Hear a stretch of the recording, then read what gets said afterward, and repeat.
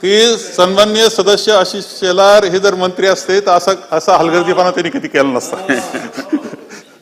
ते अत्यंत सिन्सिअर, परंतु खूप चांगले सिन्सिअर आहेत ते, म्हणून त्यांना मंत्री केलं जात नाही असा आमचा आक्षेप आहे. अध्यक्ष महोदय, एकंदर आपण जर पाहिलं तर हा विषय खरोखर अत्यंत महत्वाचा आहे. आपल्या अलीकडच्या कालखंडामध्ये अनेक कारणांना महत्वाचा झालेला आहे. एक आपण पहा की साधारणतः ज्या ज्या वेळेस युतीचं तुमचं सरकार आलं,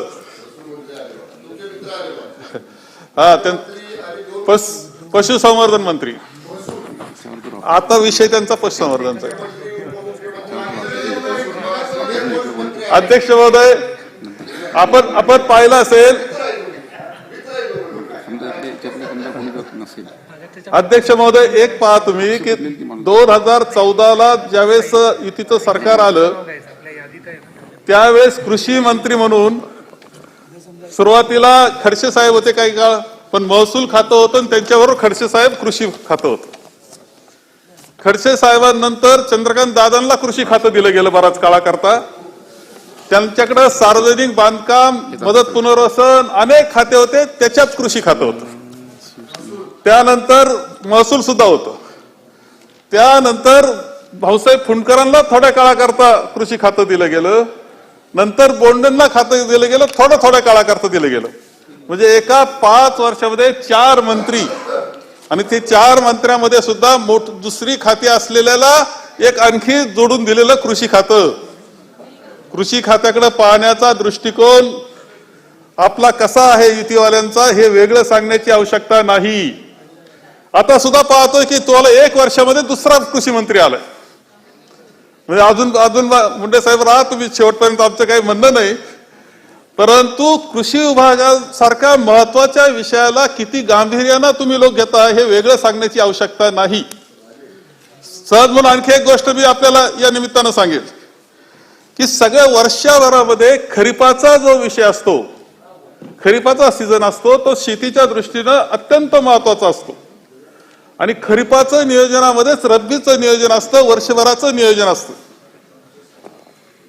स्वर्गीय यशवंतराव चव्हाण साहेब ज्यावेळेस मुख्यमंत्री होते आणि कृषीच्या क्षेत्रामध्ये त्यांचं स्वतःचं व्यक्तिशः सुद्धा खूप लक्ष असायचं, त्या काळामध्ये त्यांनी एक महत्वाची गोष्ट सुरू केली की खरीपाची तयारीच्या बैठका विभागवार लावण्याचं. स्वतः मुख्यमंत्री म्हणून यशवंतराव चव्हाण साहेब त्यावेळेस उपस्थित राहायचे. सगळे 6 विभागामध्ये जाणं, सगळ्या त्या विषयाचे असलेले मंत्री उपस्थित राहायचे, कुलगुरू उपस्थित असायचे, याशिवाय सगळे अधिकारी वर्ग आणि आमदार, सगळे खासदार आमदार एकत्र पद्धतीनं खरीपाच्या दृष्टीनं चर्चा ते करत असायचे. दिवसभराची बैठक चालायची, सगळे प्रश्न त्यांना समजायचे. विशेषतः ज्या ज्या गोष्टीची आवश्यकता पूर्ण वर्षाकरता लागत असते, गरज असते, त्या वर्षाची चर्चा त्या निमित्तानं व्हायची, इतर प्रश्नांची चर्चा त्या व्हायची. आणि स्वतः मुख्यमंत्री महोदयांना शेतीच्या क्षेत्रामध्ये ग्रामीण भागामध्ये काय चाललं आणि कोणते प्रश्न प्राधान्याचे हे समजायचं. आणि ज्यावेळेस स्वतः मुख्यमंत्री तिथे उत्तर द्यायचे कधी हे करील ते करील, तर त्याचा प्राधान्यक्रम राज्याच्या दृष्टीनं, अधिकाऱ्यांच्या दृष्टीनं बदलून जायचा आणि त्याला गती येत असायची. निविष्ठा असायच्या सगळ्यात महत्वाचं की तुम्हाला कर्ज मिळालं का नाही, कर्ज दिलं गेलं का नाही, खताची काय परिस्थिती आहे, बियाणाची काय परिस्थिती आहे, कीटकनाशकांची काय परिस्थिती आहे, त्याची व्यवस्था झालेली आहे का नाही, ते गोदामामध्ये येऊन पडलेलं आहे का नाही, त्याचं वितरण व्यवस्था चांगली होणार का नाही, पाण्याची कसं आहे, इरिगेशनचं काय काय चाललेलं आहे, त्यांची कालवा दुरुस्ती, ह्या सगळ्या चर्चा दिवसभर चालायचा. एक दिवस तो खरीपाच्या बैठकीचा हा संपूर्णपणे वर्षाला दिशा देणारा, शेतीच्या संदर्भातला दिशा देणारा ठरत होता. ही वस्तुस्थिती. अध्यक्ष महोदय, मी सांगेल की ही सगळी परंपरा आम्ही चालू ठेवली. मी असा कृषी मंत्री राहिलो, आदरणीय पवार साहेब, शरदचंद्रजी पवार साहेब केंद्रामध्ये कृषी मंत्री आणि विलासरावजी देशमुख साहेब मुख्यमंत्री झाल्यानंतर मला विचारलं होतं की तुम्हाला कोणतं खातं पाहिजे. मी म्हटलो मला या राज्याचा कृषी मंत्री व्हायचंय. 6 वर्षापर्यंत मी सांभाळलं आणि त्या कृषी मंत्री होण्यामध्ये सुद्धा प्रचंड आनंद असतो जर तुम्ही मनापासून केलं तर. लोकांच्या शेतावर जाणं, त्यामध्ये प्रश्न खूप असतात, पण ते सोडवण्याचा प्रयत्न तुम्ही मनापासून केला का नाही याला फार महत्व असतं. प्रश्न कधी शेतकऱ्याचे संपत नाहीत. अडचणी मागे अडचणी असतात. दुष्काळ असतो, गारपीट असते, जादा पाऊस झालेला असतो, रोगराई असते. सगळं करून चांगलं पीक आलं तर ते भाव पडलेला असतो, भाव मिळत नाही अशी अवस्था असते. यशवंतराव चव्हाण साहेब म्हणायचे की रावणाचं बरं होतं, 10 तोंडाच्याच राक्षसापुढे रावण लढत होता, शेतकऱ्याला मात्र 1000 तोंडाच्या रावणापुढे लढावं लागतं. हे म्हणणारे यशवंतराव चव्हाण होते. खरं सांगतो की ही परिस्थिती असते. म्हणून कृषी मंत्री हे एक चॅलेंज सुद्धा आहे, अडचणी आहे, परंतु त्यामध्ये प्रश्न सोडवण्याची जबाबदारी आपण घेणं आणि सोडवणं हे सुद्धा अत्यंत महत्वाचं आहे. आणि एक संधी सुद्धा त्या निमित्तानं असते आणि तुम्हाला संधी ती मिळाली. कृषी मंत्री महोदय, जरूर बांधावर जा, फिरा, तुम्हाला आनंद वाटल्याशिवाय राहणार नाही, परंतु तो प्रयत्न केला पाहिजे. परंतु युतीचं तुमचं सरकार ज्यावेळेस येतं त्यावेळेस कृषी विभाग पाहण्याचा दृष्टिकोनच बदलतो. तुमचा हा सगळा प्रस्ताव आज जर पाहिला, मी प्रस्ताव तुमचा जर पाहिला ना, तर कोणतीच योजना लिहिण्याची काही ठेवली असं मला वाटत नाही. आणि ते बी सकारात्मक आहे सगळं, जसं सगळं करून झालंय असं लिहिलंय. म्हणजे तुम्ही उत्तर द्यायच्या अगोदर हा प्रस्तावाचं उत्तर येतेच, आणखी वेगळं सांगण्याच्या असं कधी नसतं. आपण कायम जो प्रस्ताव मांडतो आणि सदस्य जे बोलतात, मंत्रिमंडळ जे असतं त्यांनी उत्तर द्यायचं असतं, समाधान करायचं असतं. पण सदस्य कोणत्याही पक्षाचा असला, सत्ताधारी असू दे विरोधी, त्यांनी आपले प्रश्न मांडायचे असतात, सोडून घ्यायचे असतात. सहज म्हणून सांगेल 2-3 गोष्टी. आताच्या आता आपल्याला काही अनुभव. संजय गायकवाड बुलढाण्याचे उभे राहिले. संजय गायकवाड आपण बसले ना, उभे राहिले, काय सांगितलं माहितीये मंत्री महोदय? ते म्हटले की आमच्या बुलढाणा जिल्ह्यामध्ये लागवड झाली कपाशीची आणि तिला बोंड येण्यासारखी परिस्थिती नाही, उपटून टाकावा लागेल अशी परिस्थिती आहे. बरोबर आहे म्हटलं तुम्ही? ही वस्तुस्थिती आहे आणि मांडलंच पाहिजे. सदस्यांनी कायम एक गोष्ट लक्षात ठेवली पाहिजे की काळजी घेणारे मंत्रिमंडळ हे सरकार आहे, त्यांची काळजी आपण करण्याचं कारण नाही. कालपर्यंत आमचे किरण लहानटे खरं म्हणजे आज जरा ढिलं बोलले, ते तर भाषण करायला गडी जोरात आहे, पण त्यांना कोणतरी सांगितलं आता सरकारी पक्षाची बाजू बोलायची, काही कारण नाही. आपण आपले प्रश्न मांडले पाहिजे, सरकार म्हणून समर्थपणे त्यांनी सोडवण्याचा प्रयत्न केला पाहिजे, समाधान केलं पाहिजे. ही वस्तुस्थिती असते. आता संजय गायकवाडांनी मांडलं, ही वस्तुस्थिती आहे. कृषी मंत्री महोदय, तुम्ही या प्रस्तावामध्ये किती कौतुकाचे शब्द लिहिले असले तरी त्याला काही अर्थ आहे असं माझं मत नाही. ज्यावेळेस हा सदस्य ज्यावेळेस अशा पद्धतीने आपली मांडणी तिथे करतायत. इथे विक्रम सावंत सुद्धा एक मध्येच उभं राहून जत तालुक्याचा प्रश्न मांडून गेले. जत तालुका दुष्काळी परिस्थितीचा आहे, कायमच कठीण आहे, मोठा तालुका आहे, महाराष्ट्रातला सगळ्यात मोठ्या तालुक्यामधला तो तालुका आहे. पण अवस्था इतकी कठीण, म्हणजे पाऊसच नाही अशा प्रकारची अवस्था आहे. आणि काही जे थोडंफार उगवलं होतं ते सुद्धा मोडून गेलं. दुबार पेरणीची सुद्धा परिस्थिती नाही, पाणी सगळी जनता करते, ही अवस्था जत तालुक्याची आहे. आणि म्हणून त्या सगळं जर आपण पाहिलं तर आपल्या सगळ्यांच्या लक्षात येईल की अत्यंत कठीण परिस्थितीमधून हा शेतकरी यावेळेस सुद्धा जातो आहे. मागील वर्ष आपण पाहिलं असेल की साधारणतः आता आपण पाहतोय की मागील वर्षी सुद्धा तुम्ही हे सरकार आल्यानंतर, म्हणजे एकनाथजी शिंदे यांचं आणि फडणवीसांचं सरकार आल्यानंतर सुद्धा गारपिटीला किती मोठ्या प्रमाणात गारपीट झाली, किती ठिकाणी अतिवृष्टी झाली, किती मोठं कठीण बाजारभाव पडण्याचे, कोसळण्याचे किती प्रकार झाले.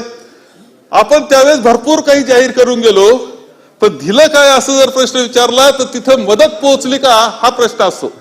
तुम्ही प्रस्ताव किती सुंदर लिहिला, चांगला लिहिला, परंतु शेवटी तिथला माणूस, सर्वसामान्य माणूस विचार करत असतो की हे आम्हाला मिळालं का, यांनी मांडलं चांगलं, परंतु ते त्याच्यापर्यंत पोहोचलं का. 350 रुपये कांद्याचं तुम्ही अनुदान जाहीर केलं, किती शेतकऱ्यांना मिळालं असा प्रश्न विचारला, त्याचं उत्तर तुम्हाला लक्षात येईल, काही नाही. 350 रुपये कांद्याचं अनुदान जाहीर केलं गेलं आणि वस्तुस्थितीमध्ये एवढ्या अटी घातल्या त्याला ते शेवटी काहीच कोणाला मिळालं नाही असा प्रकार दिसतोय. तुम्ही नुकसान भरपाई आपण देऊ शकत नाही, मदतीच्या सुद्धा रकमा खाली गेलेल्या नाही, अशा प्रकारची अवस्था संपूर्ण राज्यामध्ये मागील वर्षामध्ये सुद्धा राहिली. सरकार आल्यानंतर सुद्धा तुमची जर एक परिस्थिती सहज म्हणून पाहिली, एकत्र पद्धतीने पाहिलं तर एक गोष्ट लक्षात येईल, मुख्यमंत्री आणि उपमुख्यमंत्र्यांनी शपथ घेतल्यानंतर 46 दिवस तुमचं मंत्रिमंडळ नव्हतं. दोघांचाच कारभार 46 दिवस होता. 1.5 महिना फक्त मुख्यमंत्री उपमुख्यमंत्री, त्यानंतर मंत्रिमंडळ बनलं, पुन्हा 1 महिना गेला त्यांचे खाते वाटण्यामध्ये. ही अवस्था. आणि त्या आता म्हणतायत की बळीराजासाठी 1 दिवस. घोषणा फार सुंदर. तेव्हा सगळ्या योजनांचे नाव सुंदर देण्यामध्ये पटाईत कोण असेल? बाबासाहेब आता तुम्ही तिकडे जाऊन बसले तेव्हा काय बोलू मी. सगळ्यात सुंदर नावं द्यायचे. नावाच्या बाबतीत मात्र शोधायचे असेल तर त्यांच्याकडून घ्यावं. इतकी सुंदर नावं, अंमलबजावणी काही नाही. 1 दिवस बळीराजासाठी नवी घोषणा आहे आणि बाकी दिवस आमदार फोडण्यासाठी. अरे काय चाललंय? कसं सरकार काय कशा पद्धतीने तुमचं चाललेलं आहे? अध्यक्ष महोदय, खरं सांगतो तुम्हाला की ज्या पद्धतीनं आता सुद्धा निविष्ठांची परिस्थिती आहे, मी सर्व सदस्यांना सांगेल, ग्रामीण भागातले सदस्य जे आहेत त्यांना मी विनंती या निमित्ताने करीन की आपण सगळ्यांनी सुद्धा, आपल्याला सुद्धा अधिकार असतो, आपण समन्वय समितीचे अध्यक्ष असतो, आपल्याला सगळे अधिकारी बोलवण्याचा अधिकार असतो. एवढ्या योजना यांनी दिल्यात, ह्या कमीत कमी 25-30 पेक्षा जादा योजना दिल्या, याची यादी एक करा, समन्वय समितीमध्ये बसा आणि एका योजनेची माहिती घ्या. तुम्हाला लक्षात येईल की या योजना किती खऱ्या आणि किती खोट्या, अंमलबजावणीमध्ये काय घडतंय. मागेल त्याला शेततळ, अरे मागेल त्याला शेततळ, मागेल त्याला पाहिजे ते असं म्हटलंय जवळपास, पण खरंच मागेल त्याला शेततळ आहे का हो, असा जर प्रश्न विचारला तर मग मात्र लॉटरी काढावा लागते, त्याच्यात ज्यांना मिळेल त्यांना ते मिळत असतं. ही वस्तुस्थिती आहे. अध्यक्ष महोदय, एकंदर हे सगळं जर आपण चित्र पाहिलं तर आपल्या सगळ्याच्या लक्षात येईल की अनेक अडचणींमधून हा संपूर्णपणे शेतकरी वर्ग जातो आहे. आणि त्याच्यामध्ये आता ज्यावेळेस हे वर्ष सुरू झालं खरीपाचं, एक तर पहिला महिना गेला आपला का पाऊस नाही, अशा प्रकारची अवस्था आहे. संपूर्णपणे रेन शॅडोचा जो एरिया आहे सह्याद्रीच्या पायथ्यात, त्याची तर अत्यंत कठीण परिस्थिती आहे. थोडाफार विदर्भामध्ये कुठं पडला, थोडा मराठवाड्यात पडला, बाकी पेरण्या किती झाल्या असं जर म्हटलं तर सरासरी काढली तर 20-25% जादा पेरण्या झालेल्या नाही. आपण कृषी मंत्री महोदय, आपण एक विचार करा की एकंदर कर्ज वाटप हे सगळ्यात महत्वाचं असतं. एकंदर त्या शेतकऱ्याला ज्यावेळेस आपलं हंगाम सुरू करायचा खरीपाचा, तर त्याला कर्ज लागतं, बियाणं खरेदी करायचं, निविष्ठा खरेदी करायचं, त्याच्याकरता लागतं कर्ज वाटपाची खरोखरची परिस्थिती. मुद्दाम आता तुम्ही नवीन आहे, पहिला आढावा घ्या की कर्ज वाटपाची खरोखर परिस्थिती काय आहे, किती कर्ज वाटप झालं, किती शेतकऱ्यांना कर्ज मिळालं.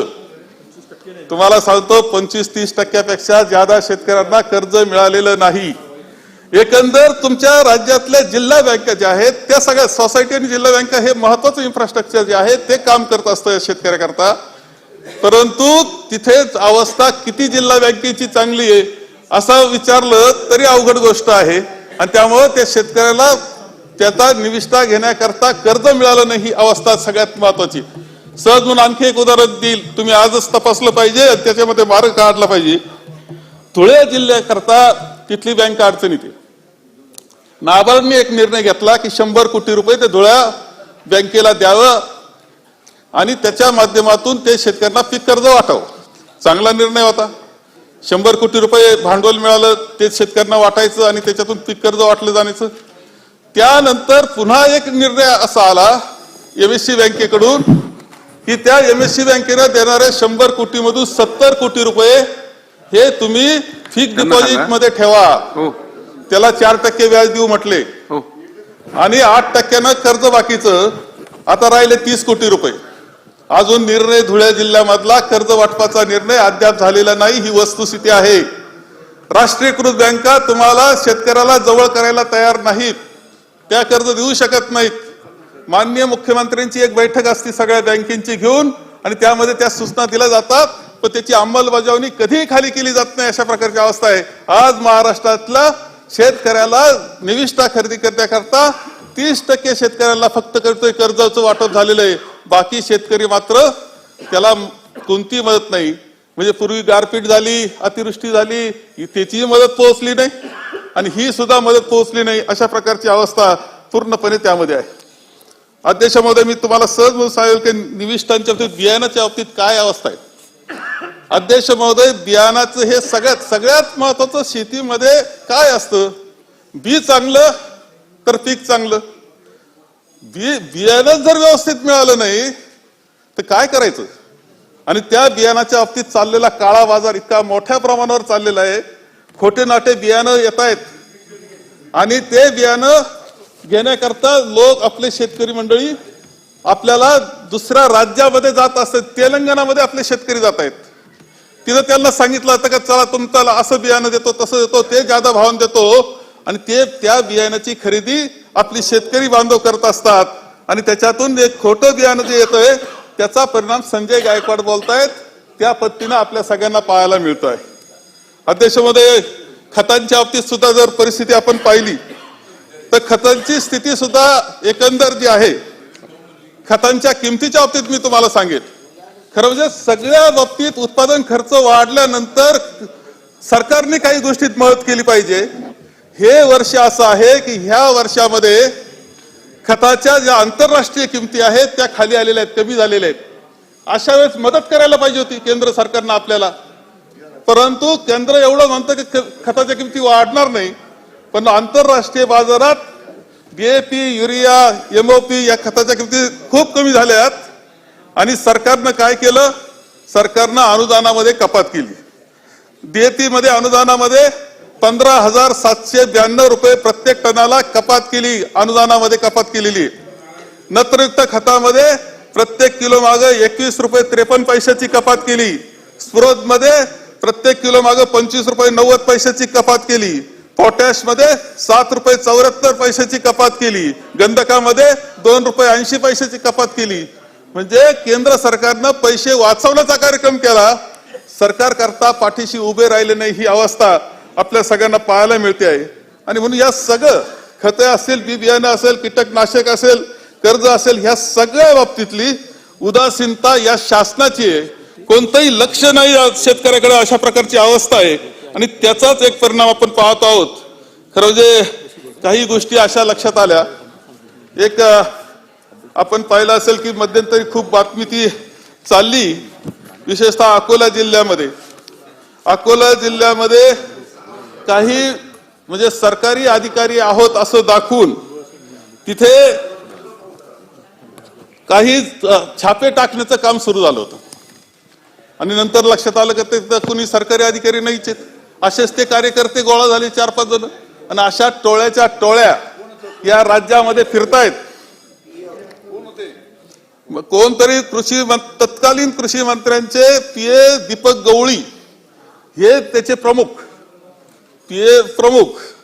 त्यांनी आणखी मित्र गोळा केले आणि छापे टाकायचा कार्यक्रम चालू केला.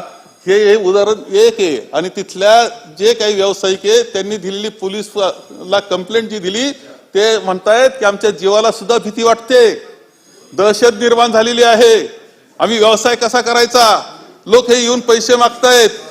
हे चित्र एक उदाहरण म्हणून अकोला आहे, पण हे महाराष्ट्राचं चित्र हे सुद्धा आपण या निमित्तानं लक्षात घेतलं पाहिजे. एकंदर एक महामंडळाचं जे कृषी उद्योगचं ऑर्गॅनिक कीटकनाशकाच्या खरेदी संदर्भातला सुद्धा 150 कोटी रुपयाचं एक मोठं स्कॅन्डल आहे. कृषी मंत्री महोदय, हे आता तुम्हाला हे सगळं तपासायचं नाही, हे दुरुस्त करायचंय. तुम्हाला तपासा, जे दोषी असतील त्यांना शिक्षा झाली पाहिजे, तो कोणी असो त्याला शिक्षा झाली पाहिजे, ही जबाबदारी आपली आहेच. परंतु त्याबरोबर अशा पद्धतीनं जे काही घडतं आहे ते कुठेतरी थांबलं पाहिजे, याची काळजी सुद्धा तुम्हाला घ्यायची आहे. सिल्लोड कृषी महोत्सवाबद्दल मी काही आता फार बोलत नाही. एक संगणकाची खरेदी, काही निधी होता आणि कृषी विभागात संगणक त्याची खरेदी करण्याचा निर्णय झाला, पण निविदा मात्र शेवटी काही झाल्या नाही. अशा प्रकारचे अनेक उद्योग हे झालेले कृषी विभागामध्ये झालेले आपल्याला दिसत आहेत. याला कारण असं की हे शासन लिहिलेला प्रस्ताव किती सुंदर असला तरी वस्तुस्थितीमध्ये मात्र चांगली परिस्थिती नाही. महाबीज सारखं एक सुंदर असं संस्था मी पाहिली, 6 वर्ष जवळून पाहिलं महाबीज, की जे बियाणाच्या क्षेत्रामध्ये मोठा जो वाटा असायचा तो महाबीजचा असायचा आणि दर्जेदार उत्पन्न करता त्या बियाणाकरता म्हणून त्यांचा एक लौकिक होता, लोकांचा विश्वास होता. आता महाबीजची परिस्थिती काय आहे? मुद्दाम अकोल्याला एकदा जा, बसा आणि समजून घ्या, त्यांना ताकद देण्याचा प्रयत्न करा. एकंदर या काळामध्ये 14 सालानंतरच्या ज्या अडचणी झाल्या त्याचा ते सगळं दुरुस्त करावं आपल्याला लागणार आहे. म्हणून महाबीज विद्यापीठांमध्ये, विद्यापीठ एक महत्वाचं क्षेत्र असतं, पण विद्यापीठांमध्ये आजची स्थिती अशी आहे की तिथे 50% स्टाफ नाही. त्यांच्याकडून अपेक्षा करतो आपण तर विद्यापीठाने हे संशोधन करावं, ते संशोधन करावं, असं करावं, तसं करावं. विद्यापीठांकडून अपेक्षा खूप करतं. काय करतंय विद्यापीठ आपण सहज विचारतो. अरे पण त्यांना तुम्ही स्टाफ देता का? आम्ही होतो त्यावेळेस आदरणीय पवार साहेब केंद्रामध्ये आणि मी राज्यामध्ये असताना मुद्दाम विद्यापीठांना जाऊन विचारा का तुम्हाला कोणता कालखंड सगळ्यात चांगला वाटतो आणि मला परत उत्तर द्या. त्यांना विचारून उत्तर द्या. ते सांगतील की आमचा जो कालखंड आहे तो 6 वर्षाचा कालखंड हा सुवर्ण काळ होता असं म्हटल्याशिवाय राहणार नाही, असा आत्मविश्वास मला वाटतो. कारण तितकं लक्ष आम्ही त्यांच्याकडे दिलं होतं. एक संधी म्हणून आम्ही पाहिलं होतं, मदत करण्याचा प्रयत्न केला होता. अध्यक्ष महोदय, मी जास्त बोलत नाही कारण आणखी एक विषय आहे तो विम्याचा. विम्याच्या बाबतीत काय करायचं ठरवलं हा मोठा प्रश्न तुमचा आहे. 1 रुपया विमा घोषणा फार सुंदर आहे, पण घोषणा सुंदर असली तरी एकंदर अंमलबजावणी कशी चालली, किती लोकांनी विमा उतरवला, 1 रुपया करता त्याला काय काय त्रास होतो. असं आहे की 1 रुपया भरायचा आहे त्याला, पण त्याच्याकरता सेवा केंद्रामध्ये कुठेतरी जावं लागतं. ते सेवा केंद्रावाले ते शहराच्या ठिकाणी किंवा कुठं असतील तिथं गेल्यानंतर तो रुपया भरण्याकरता ते 250 रुपये घेतो त्यांच्याकडून. तुमचा रुपयाचा हिशोब राहिला कुठे 1 रुपया विम्याचा. शेवटी काय झालं, एकंदर लोकांचा प्रीमियम हा विषय इतका महत्वाचा नव्हता.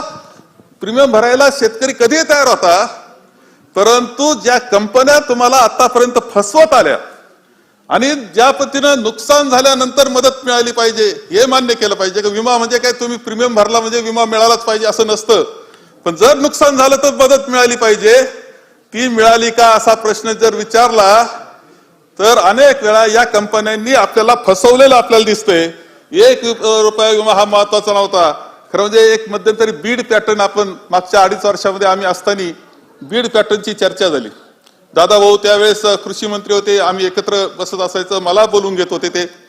आणि बीड पॅटर्नची चर्चा जी होती, ह्या सगळ्या कंपन्या आपल्याला फसवतात आणि नफेखोरी, प्रचंड नफेखोरी करतात. शेतकऱ्याला काही तोटा देत नाही, काही देत नाही आणि नफेखोरी करतात. याच्यावर उपाय म्हणून बीड पॅटर्नचा जो प्रकार होता की 10% मदत, जर त्यात नुकसान जर कंपनीचं झालं तर आपण 10% देणार किंवा फक्त त्याला नफा एकदम मरू द्यायचं नाही, त्याला बी मदत करायची आणि आपल्याला मदत झाली पाहिजे असा प्रकारचा पॅटर्न होता. केंद्र सरकारकडे आम्ही तो प्रस्ताव दिला आणि त्यावेळेस केंद्राने महाराष्ट्राला काही मान्यता दिली नाही, परंतु दुसऱ्या राज्यांना मात्र बीड पॅटर्न करता मान्यता दिली असं आम्हाला समजलं. आता तर काही अडचण राहिली नाही ना. काय तो बीड पॅटर्न आहे, तुमचाच पॅटर्न आहे, तुम्हाला माहिती आहे, तुम्ही लक्ष घालतो त्यावेळेस. तर तो काय आहे तर तसा पॅटर्न आणा ना. आता ह्या कंपन्यांच्या फसवणुकीच्या बाबतीत काय काय सांगायचं.